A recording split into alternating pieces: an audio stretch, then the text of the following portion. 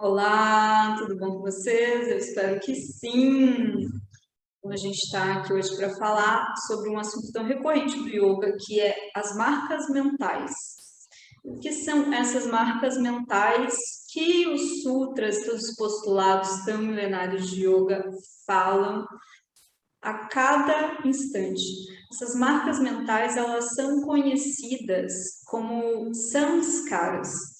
Então, samskaras é tudo aquilo que a sua mente se conecta de uma forma constante, que ela se conecta e se conecta e se conecta de uma forma que ela forme a sua personalidade. Então você começa a olhar para essas marcas mentais com uma visão limitada, falando: isso sou eu, essa é a minha persona, a minha personalidade.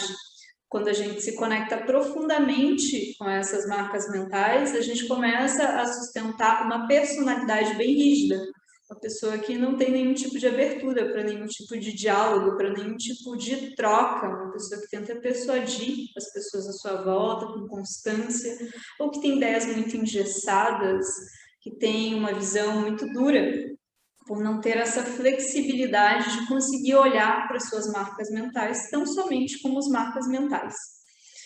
Então, essas marcas mentais, esses samskaras, elas nada mais são do que o nosso próprio karma. Ah, mas o karma não é uma ação, mas afinal o que é o karma? O karma não é uma coisa ruim, uma coisa terrível que acontece na minha vida, um castigo. Não, o karma são as nossas ações em meio ao mundo. E essas ações em meio ao mundo, elas estão relacionadas com a gente ter uma identificação dessa persona, dessa visão do mundo que sempre é limitada por meio dessas marcas mentais, dos samskaras. Então, todas as pessoas têm marcas mentais. Segundo o yoga, todas as pessoas têm a vidya, essa visão limitada, que é um dos sofrimentos humanos, e todas as pessoas têm esses samskaras que podem ser removidos ou não, mas o mais importante é que a gente consiga observá-los, que a gente consiga compreender que a gente vem sustentando. Pode ser durante toda uma vida, ou se você acredita, talvez até em mais vidas, a gente vem sustentando a cada instante todas essas marcas. Então, como o yoga fala que nós podemos liberar dessas marcas, que seriam nada mais, nada menos do que os próprios karmas, as próprias ações que estão relacionadas com essas marcas. Muitas vezes a gente está realizando uma ação de uma forma repetitiva, uma ação que a gente tem uma constância, por mais que a gente não deseje no nível consciente a fazer uma determinada coisa, isso se repete. Pode ser um vício, pode ser um hábito que você deseja mudar, mas que é muito difícil. Pode ser uma constante, ou até mesmo pode ser algo que você nem consegue observar, que muitas vezes as pessoas vêm te relatar, mas que você mesmo tem uma dificuldade profunda de se auto-observar. Pode ser eventualmente uma forma de você se expressar que não é tão agradável, que não é tão fácil. Pode ser uma forma da gente não conseguir ter uma comunicação clara, muitas vezes ter algum tipo de entrave na nossa comunicação por questão dessas marcas mentais. E pode ser até uma forma com que você fala, com que você reproduz uma coisa que você escutou por um longo período da sua vida, seja no âmbito familiar, seja por influência de pessoas que você conviveu por um longo período. Então, isso também pode ser descrito como marcas mentais. A gente vai ficando muito parecido com as pessoas que a gente vai convivendo. A recomendação que eu dou é que a gente comece a selecionar muito bem as pessoas que a gente vai conviver durante o nosso dia a dia. Elas vão invariavelmente estar influenciando nessas marcas mentais, influenciando nesses sanskaras, influenciando no nosso modo de ver a vida. Então, como o yoga recomenda que a gente libere essas marcas mentais? Bom, o yoga fala que naturalmente essas marcas mentais vão sendo liberadas conforme a gente vai se conectando com a visão do Ashtanga Yoga, que seria o yoga dos nossos 8 passos, o yoga do caminho óptico, que é o yoga na sua visão integral. Existe uma prática de yoga, uma prática vigorosa corporal que se chama Ashtanga. Entretanto, a gente está falando, na verdade, da visão de Patanjali, da visão clássica dos Yoga Sutras, que é o yoga realizado na sua totalidade, das suas 8 partes. Então, quando a gente se conecta com essas 8 partes do yoga, a gente consegue iniciar uma queima dessas marcas mentais, daquilo que você sente que é uma ideia que está te auto-sabotando, daquilo que você quer soltar da sua vida, ou até mesmo daquilo que você nem se dá conta, mas que todas as pessoas falam, que é uma recorrente na sua vida. Então, primeira coisa é a gente se conectar com como a gente está no nosso entorno. Qual é o feedback que a gente está recebendo das pessoas ao nosso entorno? A gente tem colhido bons relacionamentos? Você sente que você é acolhido pelas pessoas à sua volta? Como você sente que é essa relação? Muitas vezes, se há algum tipo de desconexão com as pessoas do seu entorno, muito provavelmente há alguma marca mental que você não consegue se conectar, que você não consegue visualizar. Então, se você consegue trabalhar no seu eu externo, no nível de não violência, no nível que você consegue se comunicar, sendo claro, sendo consistente, sendo legítimo e verdadeiro, sem usar a violência, então você consegue sustentar uma comunicação não violenta e você consegue cultivar um bem-estar no seu entorno, um contentamento. Ou se você sente que você tem algum tipo de impulso e às vezes você é levado por esse impulso, pode ser um impulso sexual, pode ser um impulso de raiva. Normalmente, todos esses impulsos que a gente tem dificuldade de controlar estão relacionados a esse chakra básico, a essa energia da Kundalini que não é trabalhada. Então, quando a gente não trabalha com isso, muitas vezes a gente explode em algum aspecto da nossa vida. A gente pode se tornar uma pessoa muito com um excesso de energia sexual desenfreada, a gente pode se tornar uma pessoa que é muito conectada somente às questões da matéria, que não consegue demonstrar sentimentos, que não consegue se conectar com os seus aspectos mais sutis. Então, a gente vai falar que esse cultivo dessa energia, essa ascensão dessa energia está relacionado a uma vida de yoga, a uma vida de conexão com a união e de entrega de consciência, que a gente sabe que tudo que precisa vir até a gente, variavelmente, pela lei da causa e do efeito do esforço, virá. Então, quando a gente começa a se conectar como está a nossa ação no mundo, a gente vai se dando conta que, de fato, é tudo um aspecto de causa e efeito, de causalidade na nossa vida. Nada na nossa vida foge à lei da causalidade. Tudo é uma trama de cadeia causal daquilo que você oferece e daquilo que você recebe no seu entorno.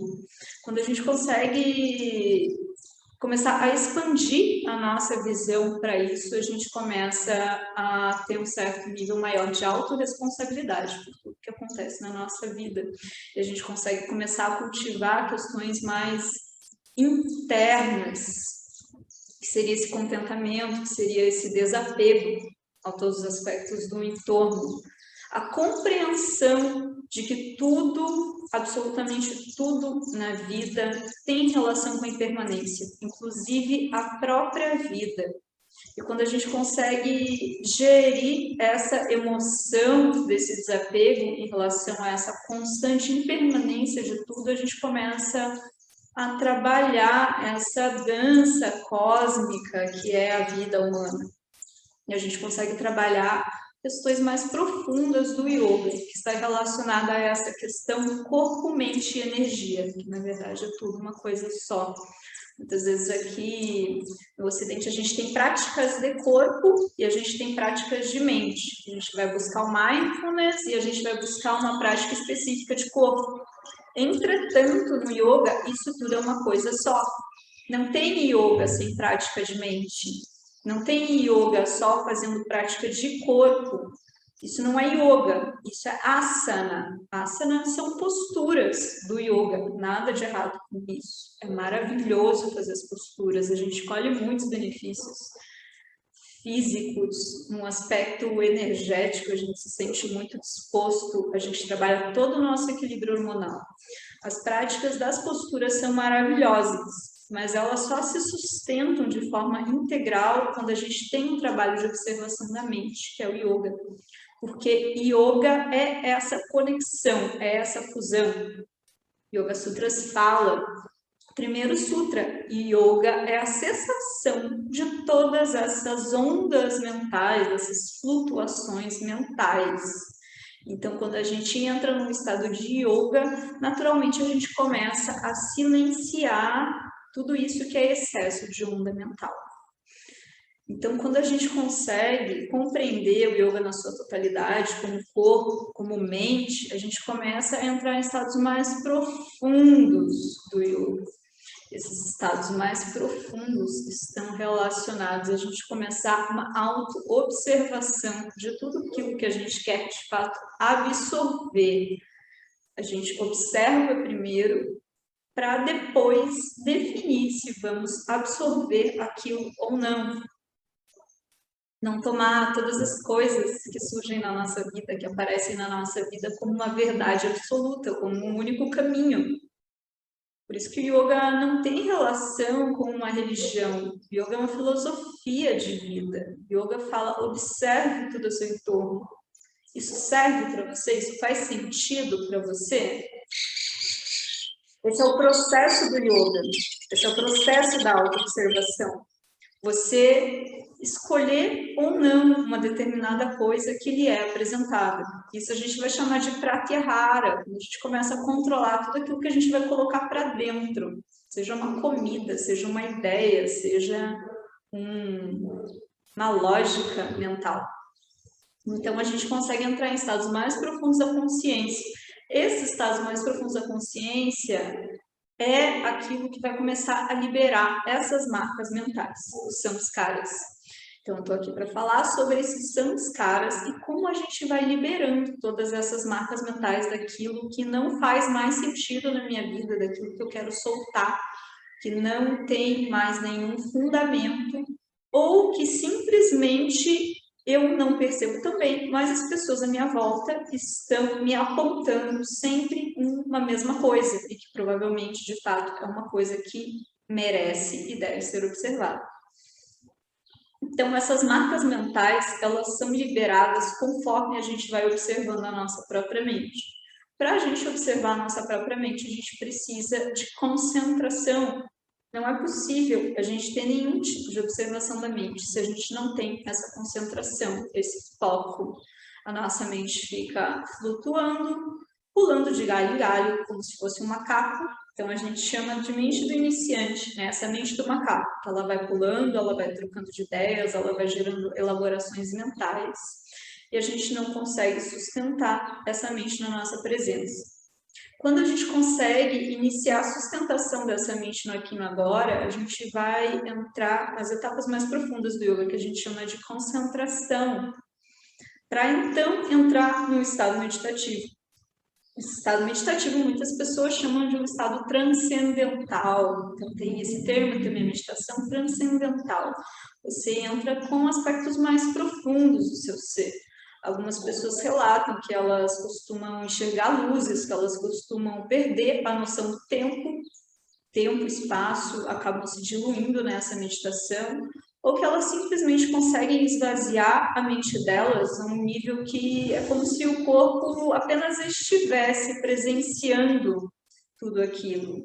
Você não se sente mais preso nesse processo do corpo, né? Muitas vezes nosso corpo pode gerar algum tipo de incômodo na meditação, mas quando você está totalmente imerso nessa mente presente, é como se você tivesse um total e completo domínio desse seu corpo. Então, esse seria o estado de meditação. Quando você está num estado onde você está sentado numa determinada postura, mas a sua mente não para, esse não é um estado de meditação. Nada de errado com isso. Isso é um asana, né? Lá para trás, pensando nos passos do yoga, a gente precisa realizar o asana para conseguir realizar a meditação. E conforme a gente vai acumulando essas meditações, a gente vai conseguindo uma maior estabilidade da mente. Não tem segredo, é um acúmulo de práticas. Esse acúmulo de práticas vai gerar, então, uma maior concentração e, possivelmente, a gente entrar nesses estados de meditação de uma forma mais profunda, uma entrega profunda da nossa total presença, que é o que vai gerar essa correta contemplação. Quando a gente entra nessa correta contemplação, a gente começa, então, a liberar marcas mentais. Esses seriam os processos das queimas, dos nossos karmas, da nossa meditação. Lembrando que karma não tem relação com uma coisa ruim que vai me acontecer porque eu estou endividado com uma força divina. Não é místico, né? É muito pragmático. O yoga é uma ciência muito pragmática. Tem relação com a gente ver, nossa, eu ajo de uma determinada forma e eu sempre estou colhendo as mesmas causas e condições para a minha vida. Então, se eu mudar minha posição de mente, eu começo a compreender que essas causas e condições elas serão alteradas invariavelmente. Faz sentido para vocês? É a mente observando a mente vendo que ela precisa mudar de foco, que ela precisa ser ampliada.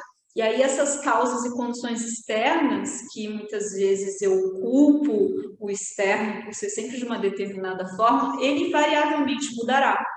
Então esses são os karmas. Os karmas são as próprias marcas mentais, os próprios samskaras. Tem aquele desenho daquele cachorro, não sei se vocês vão lembrar, não sei se é da época de vocês, dos anos 90, que ele sempre fala assim, ó vida, ó céus, ó azar. Então, é como se a pessoa estivesse magnetizando isso pelo olhar dela, né? Não é uma coisa que vai cair uma bigorna na cabeça da pessoa porque ela está falando isso, né? Não é nada fantasioso, mas é simplesmente a visão limitada da pessoa só permite que ela olhe de um ponto de vista, sendo que as possibilidades de pontos de vista, de perspectiva são infinitas. Então, conforme a gente vai queimando essas marcas mentais, a gente vai tendo uma amplitude natural da nossa visão e remoção dos samskaras, aquilo que a gente sempre determinou como marcas mentais. Vou dar um exemplo até que tem uma relação antropológica. A gente só consegue ver aquilo que nos foi apresentado conforme lógica social. Tem um filme, Os Deuses Devem Estar Loucos, que cai uma garrafa de Coca-Cola em cima da cabeça de um cara numa tribo, uma tribo que é isolada. E ele não consegue ver aquilo com uma garrafa de Coca-Cola, porque dentro das marcas mentais dele não existe a atribuição garrafa de Coca-Cola. Isso é impensável, isso não é possível dentro da visão de marcas mentais dele. E por isso aquilo não é concebível. Por isso a garrafa de Coca-Cola é todas as coisas possíveis do mundo. Ela é amassador de pão, ela pode ser um brinquedo, ela pode ser qualquer coisa, mas ela não pode ser uma garrafa de Coca-Cola, porque não é essa marca mental, garrafa de refrigerante. Então, quando a gente começa a compreender esse funcionamento da mente, a nossa limitação por meio das marcas mentais que foram embutidas durante toda a nossa vida, a gente começa a ver que tipo de marca mental que seria importante que a gente conseguisse liberar para que a gente consiga sustentar a nossa presença cada vez mais e mais nessa conexão de yoga, nessa conexão de interdependência de todos os seres à nossa volta, para que a gente realmente consiga cultivar uma relação harmoniosa, uma relação que é digna de um aspecto de yoga, no nível de não violência, no nível de veracidade, no nível daquilo que a gente realmente precisa cultivar para que a gente consiga sustentar uma vida leve, serena, equilibrada. Não adianta a gente sentar para meditar e a gente continuar sustentando as mesmas marcas mentais, né? Seja de algum tipo de problema afetivo, seja de algum tipo de problema relacionado à prosperidade, questões de saúde, que muitas vezes a gente está cultivando essa falta de apreciação em todas as coisas na vida que a gente precisa para fazer, para sustentar uma vida saudável, e achar que sentar em silêncio vai resolver isso, né? A gente senta em silêncio para a gente começar a observar, nossa, eu tenho marcas mentais. Muitas vezes essas marcas mentais afloram. Quando elas afloram, isso significa isso é aquilo tudo que é karma. Quando eu começo a identificar tudo aquilo que é karma, eu consigo começar a identificar tudo aquilo que eu preciso soltar para ter uma vida mais leve e, consequentemente, ter menos marcas mentais e estar mais aberto, estar mais sereno e estar mais disposto, sem tantas certezas. E, consequentemente, a nossa vida externa, invariavelmente, vai mudar. Então, o yoga está relacionado a essa abertura. A liberação de sanskaras está relacionada a essa abertura da mente. Quando a gente olha e vê sem julgamento que a nossa mente tem algumas limitações, assim como a mente das pessoas à nossa volta tem algumas limitações, mas que é possível que a gente amplie dia após dia essa mente e vá limpando essas marcas mentais que são as causas de tudo aquilo que se apresenta no nosso entorno. Espero que faça sentido para vocês. Se quiserem compartilhar algum tipo de opinião ou algum tipo de questão que vocês discordem, que vocês concordem, que vocês queiram compartilhar, fico muito feliz, faça seus comentários. Se fez sentido para você esse vídeo, dê um like, se inscreva no canal, compartilhe. Gratidão pela escuta de vocês. Eu espero que vocês tenham um dia iluminado, abençoado, cheio de saúde e paz, que a gente consiga verdadeiramente levar benefícios para as pessoas com quem a gente se conecta.